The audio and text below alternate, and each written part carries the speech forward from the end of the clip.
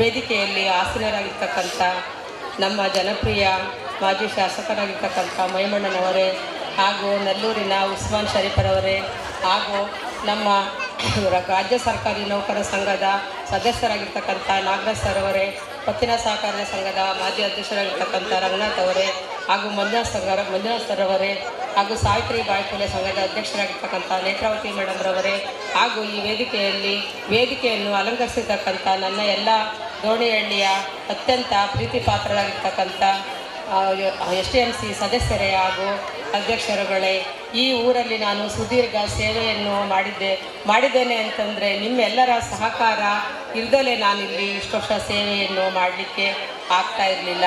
ನಾನು ಫಸ್ಟಿಗೆ ಬಂದಾಗ 2006ರಲ್ಲಿ 26 ಮಕ್ಕಳಿದ್ರು. ಬರ್ತಾ 26, 19, 18 ಈ ಥರ ಆಗಿ ಕೊನೆಗೆ 10 ಆಗೋ ಸ್ಥಿತಿಯಲ್ಲಿ ಬಂತು.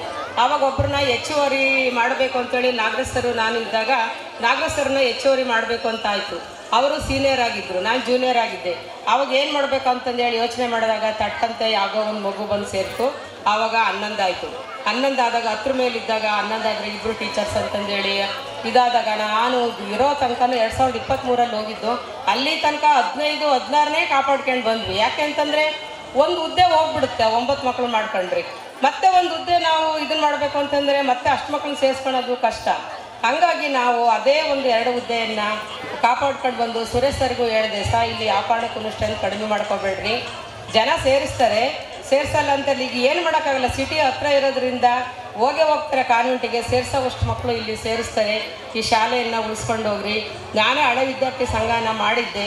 ಈಗ ಹೆಚ್ಚಿನ ಸಂಖ್ಯೆಯಲ್ಲಿ ಎಲ್ಲರೂ ಸುರೇಶ್ ಸರ್ಗೆ ಸಹಕಾರ ಮಾಡಿಕೊಂಡು ಈ ಊರನ್ನು ಈ ಶಾಲೆಯನ್ನು ನಮ್ಮ ತಾಲೂಕಿನಲ್ಲಾಗಲಿ, ಜಿಲ್ಲೆಯಲ್ಲಿ, ರಾಜ್ಯದಲ್ಲಾಗಲಿ ಅತ್ಯಂತ ಹೆಸರುವಾಸಿಯಾಗಿ ಮಾಡಿ ಉತ್ತಮ ಶಾಲೆ ಅಂತಂದೇಳಿ ಜಿಲ್ಲೆಯಲ್ಲೇ ಪ್ರಶಸ್ತಿ ಬರಲಿ ಅಂತಂದೇಳಿ ನಾನು ಆಶಿಸ್ತೀನಿ.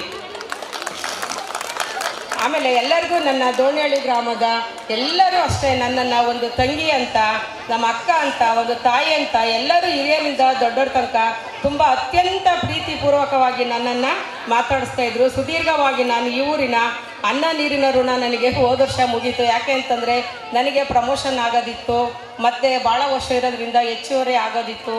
ಮತ್ತು ನನಗೆ ಎಲ್ಲಿ ಪ್ಲೇಸ್ ಸಿಗುತ್ತೋ ಏನೋ ಅಂತ ಹೇಳ್ಬಿಟ್ಟು ನನ್ನ ಇದರಿಂದ ನಾನು ಟ್ರಾನ್ಸ್ಫರ್ ಆಗಿ ಹೋದೆ. ಅವತ್ತಿನಿಂದ ಈ ಊರಿನ ಋಣ ನನಗೆ ಕಳೆದೋಯ್ತು ಅಂತು. ಆದರೆ ಮತ್ತೆ ಇವತ್ತು ಸುರೇಶ್ ಸರ್ ನನ್ನ ಕರೆದು ಬನ್ನಿ ಮೇಡಮ್, ಈ ಸರಿ ಆನಿಯಲ್ಲು ಯೂನಿಯನ್ ಡೇ ಮಾಡ್ತಾಯಿದ್ದೀವಿ ಬನ್ನಿ ಅಂತಂದೇಳಿ ಕರೆದ್ರು. ನಾನು ತುಂಬ ಸಂತೋಷದಿಂದ ಬಂದು ನಿಮ್ಮೆಲ್ಲರನ್ನೂ ನೋಡಿ ನಾನು ಮತ್ತೆ ಇಲ್ಲೇ ಕೆಲಸ ಮಾಡ್ತಾಯಿದ್ದೀನಿ ಅನ್ನೋವಷ್ಟು ನನಗೆ ಖುಷಿ ಆಗ್ತಾಯಿದೆ. ಪರಮಾತ್ಮ ದೇವರು ಅನುಕರಣೆ ಮಾಡಿಕೊಡ್ಲಿ. ನೆಕ್ಸ್ಟ್ ಯಾವತ್ತಾದ್ರೂ 4 ವರ್ಷ ಇದೆ, ಏನೋ ಈ ಊರಿನ ಋಣ ಇತ್ತು ಅಂತಂದರೆ ಮತ್ತೆ ಬಂದು ನನಗೆ ಸೇವೆ ಮಾಡ್ತಕ್ಕಂಥ ಭಾಗ್ಯವನ್ನು ಈ ರಂಗನಾಥ ಸ್ವಾಮಿ ನನಗೆ ಕರುಣಿಸಲಿ ಅಂತೇಳಿ ನನ್ನ 2 ಮಾತನ್ನು ಮುಗಿಸ್ತೀನಿ.